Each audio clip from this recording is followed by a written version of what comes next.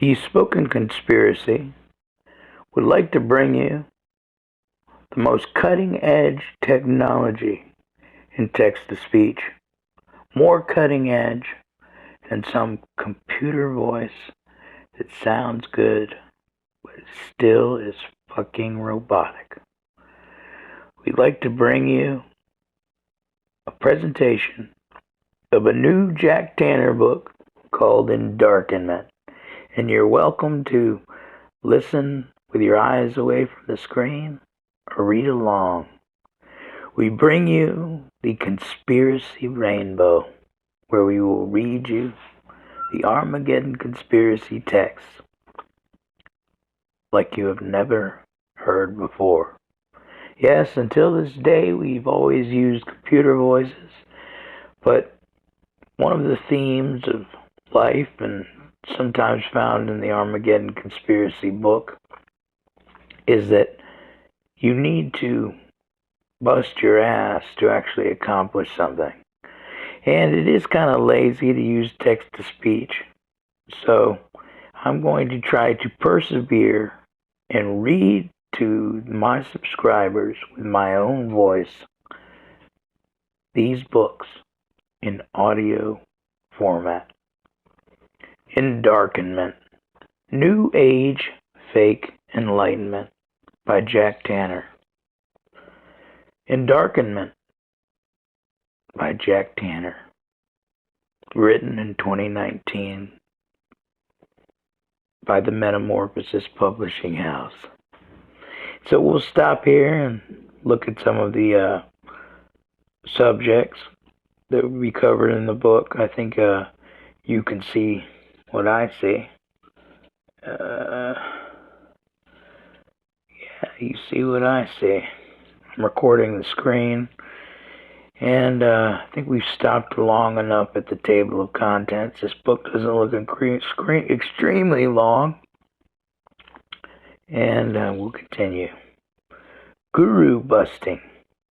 The enlightenment industry has always been led by manipulative gurus on the sociopathic and psychopathic spectrum.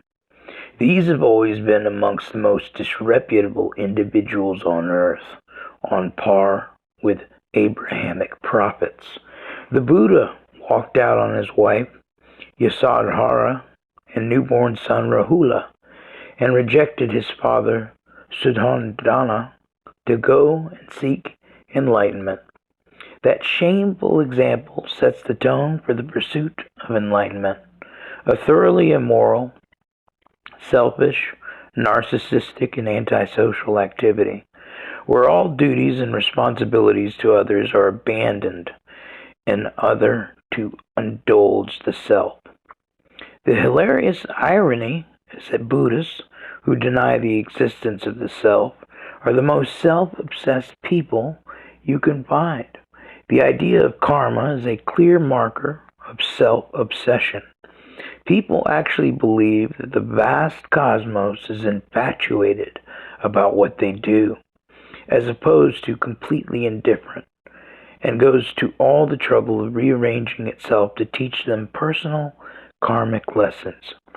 Apparently, DNA can be karmically configured so that people end up as quote-unquote untouchables, to give them their karmic comeuppance. Who knew? What part of DNA lies open to karmic adjustment to attain the right karmic outcome? What is the science of the interaction of karma and DNA? What is karma made of? How is it conveyed? How does it interact with gravity, electromagnetism, and the strong and weak nuclear forces? And why has no one ever detected even one trace of this ubiquitous force, supposedly able to direct the forces of science to achieve specific outcomes for every individual? The cosmos isn't about you. The cosmos is about the cosmos. Reality doesn't revolve around you. It especially doesn't revolve around your Buddhist non-self. If you don't have a self, to what does karma apply? A bunch of ephemeral, contingent, temporal, impermanent processes? Can you imagine scientific materialists arguing that random groups of atoms are subject to some moral force and are karmically accountable? How can lifeless, mindless atoms under the control of inescapable scientific laws be accountable for anything at all? The Enlightenment industry is all about self-delusion and narcissism. Where Abrahamists slavishly worship an all-powerful creator, Buddhists and their ilk slavishly worship themselves and don't care a damn about others, exactly as the Buddha didn't care about anyone except himself. No one becomes enlightened by turning away from community. True enlightenment is all about community, and we can only be achieved in the context of community. Wittgenstein presented his private language argument to show that a private language is impossible, or that even if it were possible, it would be useless. He wrote, "But could we also imagine a language in which a person could write down or give vocal expression to his inner experiences, his feeling, moods, and the rest for his private use? Well, can't we do so in our ordinary language? But that is not what I mean. The words of this language are to refer to what only the speaker can know, to his immediate private sensations. So another person cannot understand the language." Wittgenstein pondered whether language can have only private criteria, for example, where in principle only one person has access to this criteria, or must it necessarily involve public criteria, and in principle require the involvement of more than one person? If language is a game, does the game automatically involve multiple players? Or can there be a solo game that no one else can understand? This question is critical because it means that the monotheistic God, for example, as a being entirely on his own before creation, could not, if private language is impossible, have had a language. Hence, could not have been conscious before creation, since consciousness is mediated by language. Hence, could not have engaged in conceptualization and the grand planning necessary for creation. He would have been nothing but an animal living in the moment. In other words, he wouldn't have been God. He wouldn't have been all-powerful. He would have been a cosmic dunce. In Hegel's philosophy, God comes to consciousness via the universe. He does not consciously create the universe. This exact argument concerning private language applies to private enlightenment too. It's either impossible or useless. Either way, it's not enlightenment. What was the value of the Buddha's supposed enlightenment? No one experienced the Buddha's enlightenment except him. No one could verify his experience and confirm that it was indeed enlightenment and not just some abnormal subjective state, of which the human condition is full. Just go to a lunatic asylum and check it out. The Buddha simply self-asserted his own enlightenment. Why should anyone believe him? Having attained enlightenment, what great ontological and epistemological insights did he offer? What great mathematical, scientific, and philosophical ideas to explain the nature and properties of enlightenment did he give to humanity? What was his incontestable, sublime definition of enlightenment? What extraordinary powers did he manifest after achieving the pinnacle of spiritual attainment? He didn't do any such things. He simply declared he was enlightened without a shred of evidence or proof, in exactly the same way as Abrahamists proclaimed themselves prophets of their God without a shred of evidence or proof. What are the great mathematical, scientific, and philosophical proofs presented by God via his chosen prophets? There aren't any. Search any holy text, and it won't most always be about faith, mysticism, and private experience, and never about ontology, epistemology, metaphysics, mathematics, science, and philosophy. and public evidence and proof. Funny that. Look at the difference between Scripture and our books. No one can complain that we haven't gone down to the finest details about the nature of reality.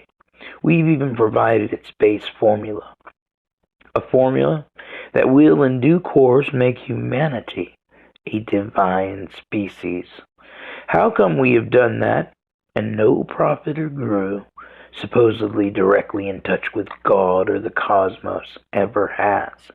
Funny that. Private faith, like private enlightenment, falls foul of the private language problem. How would anyone know that you have private faith? People of faith have to demonstrate their faith.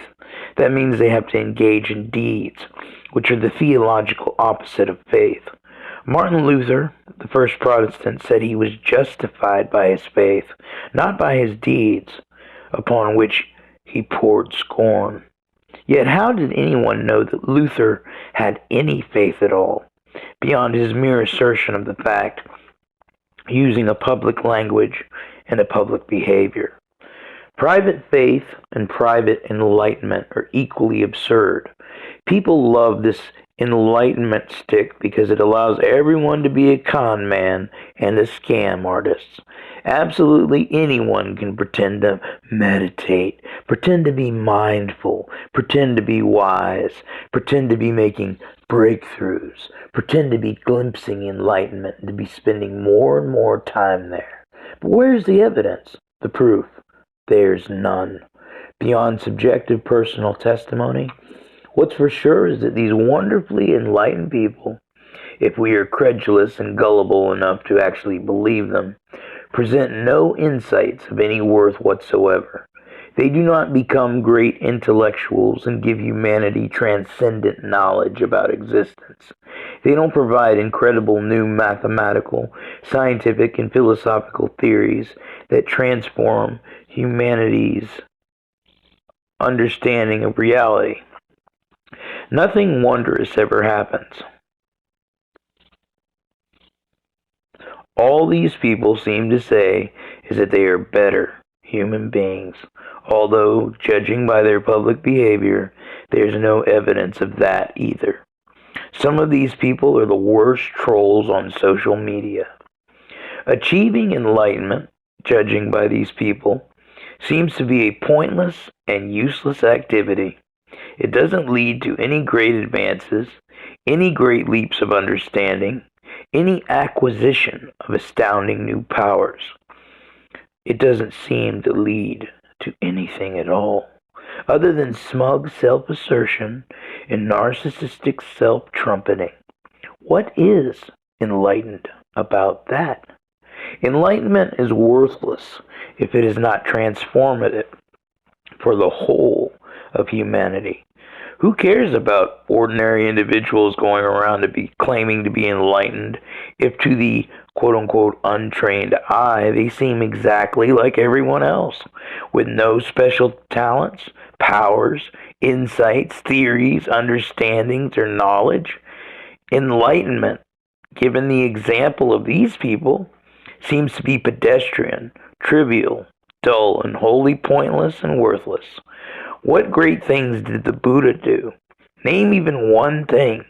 Every mathematician, scientist, philosopher, engineer, doctor, nurse, and teacher has been infinitely more valuable to humanity than the Buddha ever was. It's time to expose and end this nonsense, this enlightenment scam. If no self-identified enlightened person can offer objective evidence or proof of their enlightenment by way of extraordinary and exceptional new powers, insights, and behaviors completely outside the normal human range, then they should be called out and denounced as the charlatans they assuredly are. Don't believe the hype. Prove that you are enlightened, or shut the fuck up and stop lying, you phony, fraudulent bastards. One of the worst gurus of the New Age Buddhist, Ken Wilber, who admits to be quote-unquote enlightened enough and strongly hints at considering himself the most enlightened person in the world. His amateur philosophy, wholly devoid of mathematical content, hence reason and logic, testifies otherwise. There are two types of intellectuals: actual intellectuals and pseudo-intellectuals. The latter are far more common and popular than the former. The former present arguments that the masses struggle to understand because they involve such rarefied advanced thinking, while the latter provide facile arguments that the masses lap up. Pseudo-intellectuals are always experts at pandering to the vanity of the masses. Ken Wilber, a perfect pseudo-intellectual for the masses, has developed a, quote, grand unified theory of everything, end quote, called integral theory. Unlike any scientific or mathematical grand unified theory of everything, Wilber's theory involves no complicated mathematics, no final equation or formula that defines existence, no fundamental definable ontological units, and no epistemology consistent with the principle of sufficient reason, Occam's razor, or the eternal truths of reason. Wikipedia says, quote, Wilber's model is topped with formless awareness, the simple feeling of being, which is equated with a range of ultimates from a variety of Eastern traditions. This formless awareness transcends the phenomenal world, which is ultimately only an appearance of some transcendental reality, end quote. So, if you're serious about finding the answer to everything, what will satisfy you?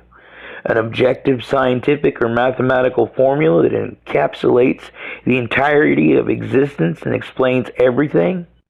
Or a subjective Eastern assertion that everything is formless awareness? What does that even mean? How can something be formless? That means in Aristotelian terms that it is pure prime matter, for example, pure chaos.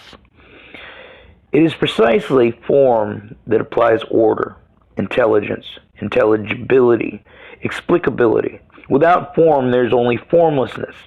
For example, unintelligible chaos. Wilber is opposed to the entire Western tradition, to reason and logic, to judgment. Like all Eastern gurus, he's a perceiving type, someone who wants to wallow in bare awareness, bare perception without form, even though such a thing is literally inconceivable. You cannot conceive anything in the absence of concepts, which are forms and are all about formed order. Imagine that you took any proposed thing and stripped it of all form, of all properties and qualities associated with form. By removing form from it, you've thereby removed any means of conceiving what it is, since conception is all about form. What is inconceivable cannot exist. What is anything when form is entirely absent from it? It's impossible to assign any meaning to the idea that there is anything there at all. Why should the formless be privileged over the formed? What is the sufficient reason for that claim? Why is it consistent with Occam's razor? How can something without form then go on and produce form? After all, form is exactly what it does not possess by definition. Does form just conveniently emerge because some guru like Wilber requires it to do so? He also requires it to disappear when he wants to talk about a mystical state of formless awareness. But how can awareness be formless? What would it be aware of in a world without form? And how could it even exist as an entity without form? And thus, as an entity contrary to order, organization, pattern, reason, logic, mathematics, science, philosophy, metaphysics, ontology, epistemology, all of which are 100% dependent on form. To talk of formless things is literally to talk nonsense. Formless things are inconceivable and impossible. We live in a formed universe, a universe of information carriers, sinusoidal waves, and the information they carry, which are the experiences we're all aware of. Our awareness is entirely dependent on form and inconceivable without form. So much for Wilbur and his fellow gurus. These snake oil sellers can't define formlessness. It's impossible to define. They can't define bare awareness. What is it that is exhibiting awareness, and what does this awareness comprise, since there's no form to be aware of? They can't specify any ontology for formless awareness. What is it made of? They cannot place it with any epistemology. How can you have an epistemology at all in the absence of form? And they cannot in any way relate to science and mathematics, thus rendering it meaningless, absurd, and wholly vacuous. This is all too typical of Eastern mysticism and New Age irrationalism. Integral nonsense. Ken Wilber's integral theory is off the scale of silliness. Wikipedia says, quote, integral theory is Ken Wilber's attempt to place a wide diversity of theories and thinkers into one single framework. It is portrayed as a theory of everything, the living totality of matter, body, mind, soul, and spirit, trying to draw together an already existing number of separate paradigms into an interrelated network of approaches that are mutually enriching. Wilber's AQAL, pronounced AQAL, is the basic framework of integral theory. It suggests all human knowledge and experience can be placed in a four-quadrant grid, along with the axes of an interior, exterior, and an individual collective. According to Wilber, it's one of the most comprehensive approaches to reality. It's a meta-theory that attempts to explain how academic disciplines and every form of knowledge and experience fit together coherently. End quote. Pardon me. Wilber's integral theory is relativism and subjectivism gone insane. Wilber tries to claim that opposite ideologies, such as scientific materialism and Abrahamism, can in some sense be embraced in an overarching theory in which both are partially true, even though they are logically incompatible in every possible way. If materialism is true, it is impossible for Abrahamism to be true. That's Logic 101. Under no circumstances can opposite systems be coherently placed in the same system. To make any association between them is to proclaim absolute contempt for coherence. Integral theory is basically a means to combine all human absurdities, fallacies, and errors into one stupendous grand idiocy. The grand unified final theory of nothing but human stupidity. Every falsehood is embraced as partially true, but not the whole truth. None of them are true at all. Wilber's theory of the truth excludes just one thing, the truth. Oops! There are infinite wrong answers to existence and one right answer. Wilber has combined all the wrong answers into one infinite error, the supreme man-made delusion, culminating with the grandest misconception of them all, namely that Mahayana Buddhist non-dualism is the ultimate reality. Of course, no one ever defines what the ontology and epistemology of non-dualism is. What actually is it? Other than a man-made label that explains and clarifies nothing and degenerates instantly into man-made waffle and woo-woo. What is the science of non-dualism? What are its laws? What mathematics can we apply to it? What is the sufficient reason for non-dualism? Why non-dualism and not something else? How does non-dualism explain the Big Bang? How do you get from non-dualism to dualism? How do you get from A to not A? It's logical contradiction. Buddhists can't even agree with each other on the nature of non-dualism, never mind with anyone else. Bhikkhu Bodhi, a monk and scholar of the Theravada Buddhism, said, quote, "In contrast to the non-dualistic systems, the Buddha's approach does not aim at the discovery of a unifying principle behind or beneath our experience of the world." End quote. Oh well, that makes everything clear. Not. It's amazing how much traction these absurd systems have gained, given that no explanatory capacity at all. It's amazing what irrationalists will accept as truth. There is only one exception of rational truth, the principle of sufficient reason. Section Map and Territory. Humans have a catastrophic habit of confusing man-made concepts with the concepts that reality uses. For example, for humans, the map is something different from the territory. They say that the map represents the territory without being the territory. This has now become a critical idea for billions of people, especially the New Age mystics. They want to believe that there is something mysterious beyond that which we are capable of conceiving. They say that what we conceive, the map, cannot authentically capture what is really there, the territory.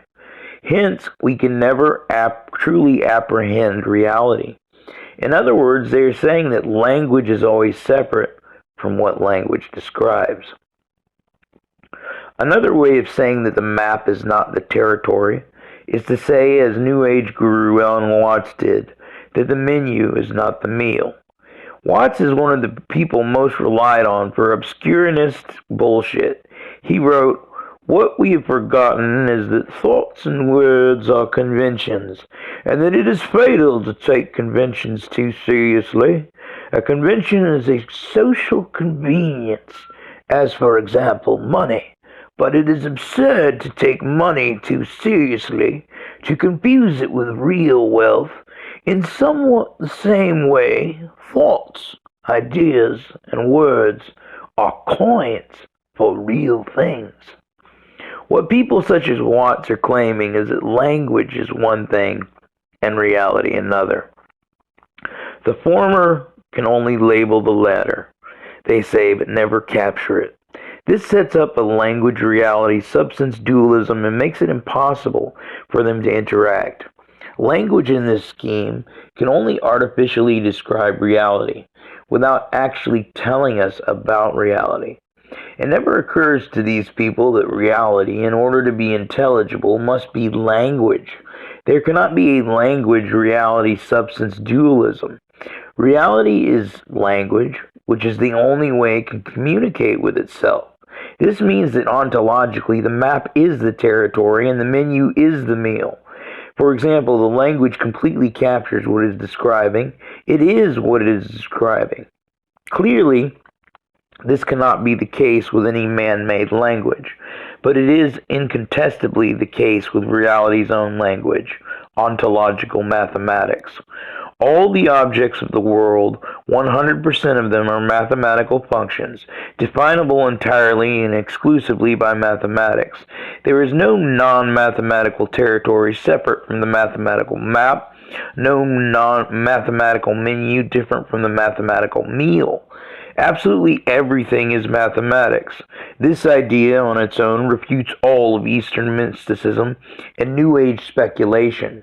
Stephen Hawking wrote, quote, "What is it that breathes fire into the equations and makes a universe for them to describe?" End quote. Hawking is here applying the map-territory dichotomy. For him, the equations are one thing, and the universe they describe is something else, thus creating an impossible Cartesian dualism. How can laws interact with something else different from them? The laws have to be ontological. They have to be exactly what they describe. This is the precise case with ontological mathematics, where everything is defined by Euler's formula, including life and mind. In other words, the formula for life, the Platonic form of life, is life. The fire is automatically breathed into the equations. That's the whole point of sinusoidal waves being basis thoughts. The waves are the fire of existence, yet they have a precise equation and obey precise laws. Gurus such as Alan Watts, Ken Wilber, and Stephen Hawking get everything wrong because they take as foundationally true ideas that are foundationally false. Humanity's biggest problem lies exactly there, in mistaking the wrong for the right. Nietzsche wrote, "What ultimately are man's truths? Merely his irrefutable errors." Once an error becomes enshrined, sanctified, it is impossible to refute. Not because it is genuinely irrefutable, but because it is simply taken for granted and no one ever thinks to question it. They become blind to the notion that it could be false. Arthur Bloch wrote, quote, "In any collection of data, the figure is most obviously correct. Beyond all need of checking is the mistake." Humanity has got to the stage where all of its foundational concepts, the ones beyond all need of checking, are false. They are deemed irrefutable. In fact, ontological mathematics, the Occam's razor system predicated on the principle of sufficient reason, refutes them all. Reality is not based on chaos. Reality is based on mysticism. It's not based on mysticism, excuse me. Reality is not based on faith. Reality is not based on irrationalism. Reality is not based on emotion. Reality is not based on perception. Reality is not based on formlessness. Reality is not some unfathomable mystery. Reality is strict monism, which means it's based on a single, all-encompassing principle. That foundational principle is the principle of sufficient reason. This means that reality is mathematical, since mathematics is how the PSR is conveyed ontologically. The PSR mandates that we live in the Occam's razor universe, i.e. the one with the simplest, most general, and most stable building blocks. These building blocks are mathematical sinusoids, the most adaptable, flexible, and multi-purpose entities you can possibly get, hence the entities that reality is actually made of. It's not that reality is any kind of puzzle, it's that humans aren't very good at thinking and solving rational puzzles. They reject rationalism in order to indulge in empiricism in various ways. Humans don't rely on reason and logic. They rely on observation, science, faith, Western religion, mysticism, Eastern religion, and emotion, love and light, New Ageism. The last thing they would ever accept is rationalist mathematics. That's their foundational error. Nietzsche wrote, "For what has hitherto been forbidden on principle has never been anything but the truth." Once you accept that humanity has forbidden the truth, everything suddenly makes perfect sense. The lie is the only thing humanity permits. We are all surrounded by nothing but lies. Okay, we're going to take a pause here. I'm going to get a drink. I should have got one before, but I didn't. And my throat is about to blow up. And so I'm going to put a little music on for you. And I might leave it on. It's appropriately appropriated. Let me see if I can find it. Yeah, I hate to have this break.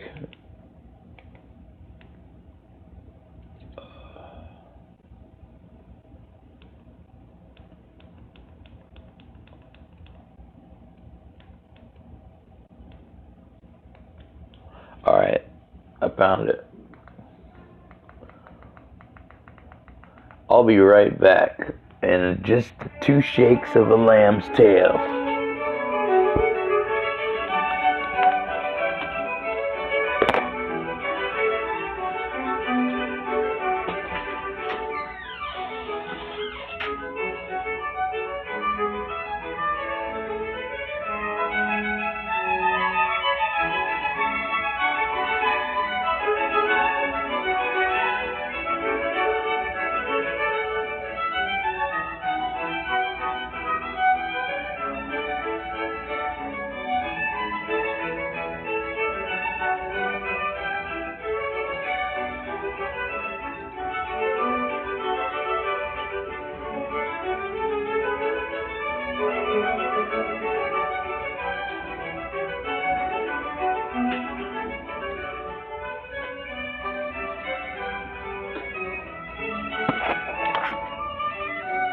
Alright, I'm back. I think I'll adjust the volume a little bit so it's more in the background.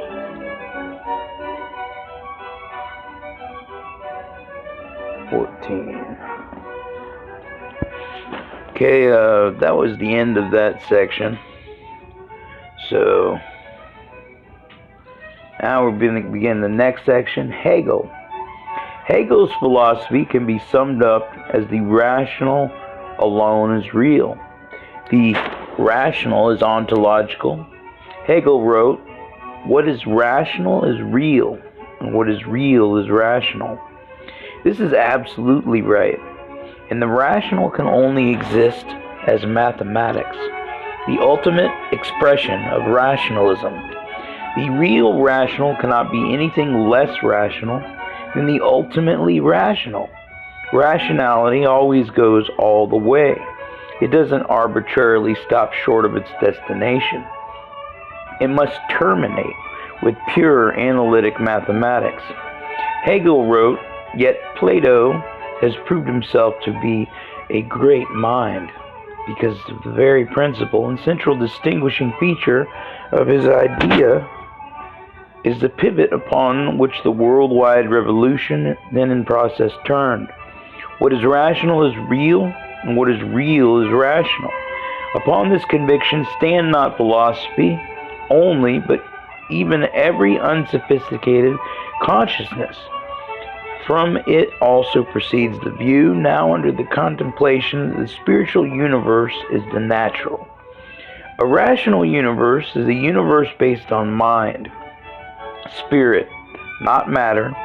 It's an intellectual, intelligible universe, not a sensory, sensible universe, as science would have it."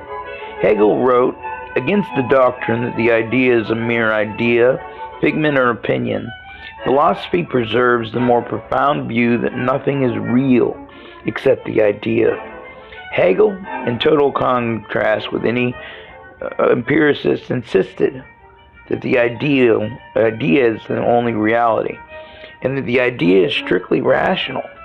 This means, finally, that the principle of sufficient reason is the supreme master idea, the idea. It is the reality principle, the ontology principle. The PSR exists not as metaphysics, but as mathematics. Hegel's one great failing was that he tried to convey his system metaphysically rather than mathematically. That error has been corrected by ontological mathematics. Ontological mathematics, unlike Hegel's system, fully underpins science. It is based on the formula that underlies all of real mathematics, and thus all of real science. That formula is Euler's formula, the God equation, the master equation of existence. It's the formula, the map that defines all territory. It's all in the math. You know it. Do the math. The Wilbur fallacy. Ken Wilber's New Age woo-woo is full of fallacies. Ironically, Wilbur himself likes to accuse others of committing fallacies. One of the supposed fallacies he talks about is what he refers to as the pre-trans fallacy. Wikipedia says Wilbur believes that many claims about non-rational states make a mistake he calls the pre-trans fallacy. According to Wilbur, the non-rational stages of consciousness, what Wilbur calls pre-rational and trans-rational stages, can be easily confused with one another. In Wilbur's view, one can reduce the trans-rational spiritual realization to pre-rational regression, or one can elevate pre-rational states to the trans-rational domain. Let's go through these claims in detail. Firstly, what is a non-rational state? If existence has non-rational states, how can these coexist with and interact with rational states? This is Cartesian substance dualism. It's logically impossible. Existence is a monism. You cannot have a non-rational state in a rational universe. What you can have is a dual aspect rationalism involving both syntax and semantics, as we've discussed at great lengths in our books. Syntactic rationalism is conventional rationalism which we can analyze using pure reason and logic, culminating in mathematics. Semantic rationalism is therefore unconventional rationalism. In fact, it's empiricism. Everything must have a sufficient reason. That sufficient reason must be either syntactic or semantic. Syntactic reasons concern form, while semantic reasons concern content. A sufficient reason for action could be a very strong emotion. This is a semantic reason, not syntactic. We cannot analyze it in terms of its rational form, which exists but is empirically inaccessible to us. Its power flows from its empirical content, how it makes the person feel, and how that feeling motivates them. People are often described as acting irrationally when they let their emotions dictate everything. In fact, they are being differently rational. They are using semantic experience, empiricism, rather than syntactic analysis, rationalism. Most people are driven by empiricism, not rationalism, meaning that their actions are driven by semantics and not syntax, by content and not form. In terms of Jung's four mental functions of sensing, intuiting, feeling, and thinking, the first three are all about semantics. Content, what seems real and concrete to people, what they internally experience. While thinking is, when taken to its analytic limit, all about syntax, form, what the ordinary person regards as unreal and abstract, terminating in pure mathematics. A thinking person is very different from a sensing type, from an intuitive, from a feeling type. Thinkers are planners. They consider many possibilities. They are not in the moment. They are System 2 types considered reflective, discursive thinkers who take their time. The other three types are System 1 types. They take instant decisions based on intuition, gut feeling, instant perception, whatever allows them to weigh up the situation in a trice. These types are entirely in the moment. They don't plan, they react. They are empiricists, not rationalists. They are driven by content, not form, by semantics, not syntax. Yet everything they do is at all times associated with syntax, given that syntax is the necessary flip side of semantics. Emotionalists never ask ontological and epistemological questions. What are feelings made of? How do they exist? How are they conveyed? How do they interact and influence other things? What laws do they obey? What is their syntax? To what system of knowledge do they belong? Reality is divided into two aspects, information carrier and information carried. The first concerns syntax, form. The second concerns semantics, content. Everything is able to interact with everything else because everything is conveyed by the same information carrier, sinusoidal waves. Everything is made of waves, everything has a wave syntax, and everything that we experience, all the content, all the information carried, is possible solely because of waves.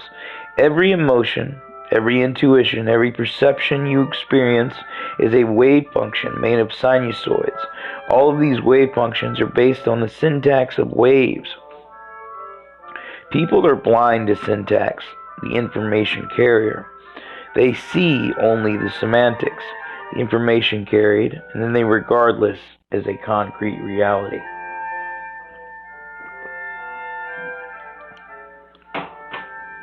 Not a single feeling type would ever conceive that all the emotions they prize most highly, which mean so much to them, are actually reducible to mathematical basis sinusoids.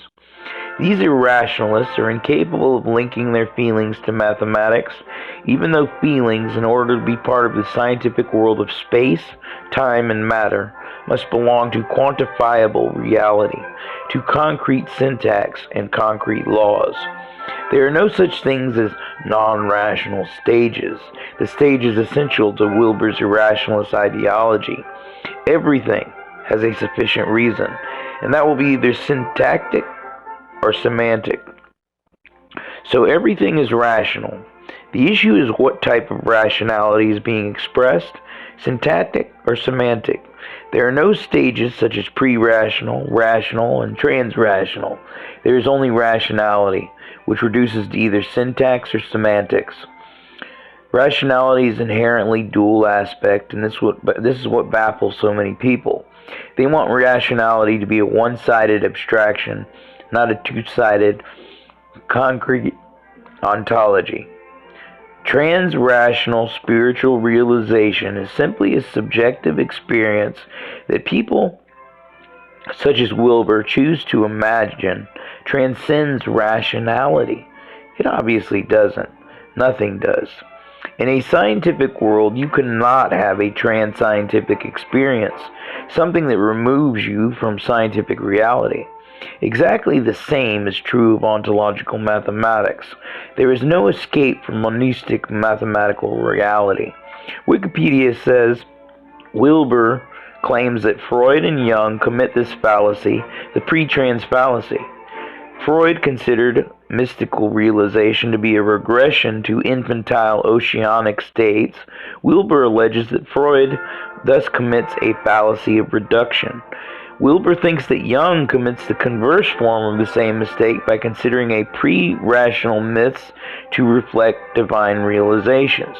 Likewise, pre-rational states may be misidentified as post-rational states. End quote. Pre-rational states are no different from trans-rational states. They are semantic rational states to which Wilbur has merely assigned different man-made labels. No person in the ancient world before the dawn of philosophical rationalism was in any way prevented from having a trans-rational state as Wilbur would have them.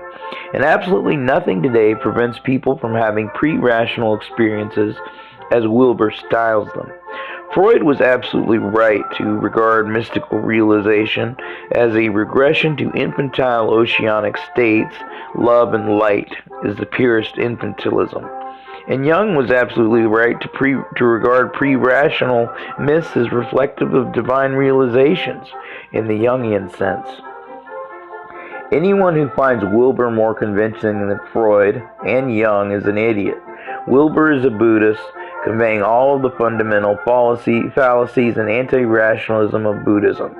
People such as Wilbur are wholly opposed to analytic reductionism and rationalism. In fact, 100% of reality can be reduced to sinusoidal waves, information carriers, which inherently carry, via their specific frequencies, specific experiences, specific semantic information. It is exactly reductionism which exposes Wilbur and his misfit gang as mystics and charlatans talking irrational nonsense. Only people who despise mathematics, science, and philosophy could ever go along with Wilbur. We had a traitor in our movement who sided with the Wilbur gang. Can you imagine? Faith and mysticism are not on a par with mathematics, science, and philosophy. They are entirely defective and opposed to both ontology and epistemology. They contain no knowledge at all. Charlatans such as Wilbur have to dismiss rationalism and reductivism, of course, in order to sell their mystical snake oil. They do so via labeling. Wilbur has a color-coded way of referring to different phases of human thinking, such as the archaic beige, the magical purple, the mythic blue, the scientific orange, the postmodern green, and the holistic turquoise. Rational reductivism is dismissed as, oh, those people are stuck in orange. Wilbur would never say, oh, those people are stuck in turquoise. His scheme is designed to privilege turquoise over everything else, and to dismiss everything else as an inadequate perspective. The real truth is that ontological mathematics is totally rational and reductive, totally monistic and holistic, and is the one right answer, while all other answers are man-made falsehoods and foolishness. Wilbur's answer is a classic, subjective, man-made conjecture and speculation, driven by his irrationalist, anti-orange, mystical Buddhist beliefs. These beliefs can be dismissed in their entirety. They are ferociously opposed to mathematics, conceptual rationalism, and science, sensory, empiricist mathematics, hence are wholly anti-mathematical and anti-scientific. They are an affront to reason and logic, and only the irrational and illogical, for example, people driven by semantic experience and unable to think in terms of ontology, epistemology, syntax, form, and information carrier, find them persuasive.